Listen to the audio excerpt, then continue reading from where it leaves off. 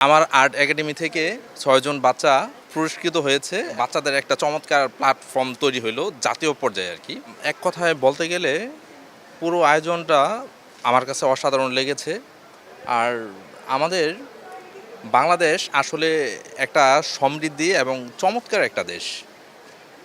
বৈশ্বিক প্রেক্ষাপট বিবেচনা করতে গেলে আমাদের সবার আগে যে বিষয়টা দরকার সেটা হচ্ছে আমাদের ক্ষুদে যে শিক্ষার্থীরা আছে অথবা আমাদের যে নেক্সট প্রজন্ম আছে তাদের শিল্প সাহিত্য চর্চা করা। সেই জায়গা থেকে Bashundhara public school and college এত চমৎকার একটা আয়োজন করেছে সারা দেশব্যাপী। আমার কাছে বিষয়টা অসাধারণ লেগেছে।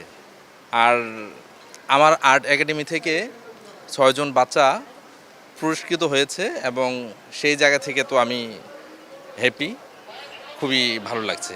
জীবনের সব আয়োজন এখানে একসাথে। আমি প্রথম ভেবেছিলাম যে Bashundhara public school and college এই প্রথমবারই আয়োজন করেছে এবং এটাই শেষ, কিন্তু না, আমি পরবর্তীতে শুনতে পারলাম যে এটা আসলে প্রতি বছরই হবে। তো সেই জায়গা থেকে আমি অনেক বেশি আরও খুশি হইলাম যে না, তাহলে বাচ্চাদের একটা চমৎকার প্ল্যাটফর্ম তৈরি হইলো জাতীয় পর্যায়ে আর কি। সেই জায়গা থেকে তো বিষয়টা অসাধারণ। অনেক বাচ্চা এখানে সুযোগ পাবে এবং শিল্প সংস্কৃতি আরও দারুণভাবে এগিয়ে যাবে এবং দেশকে সমৃদ্ধি করবে। হ্যাঁ, অবশ্যই বিশাল বিশাল ধন্যবাদ দিতে চাই এত চমৎকার আয়োজনের জন্য।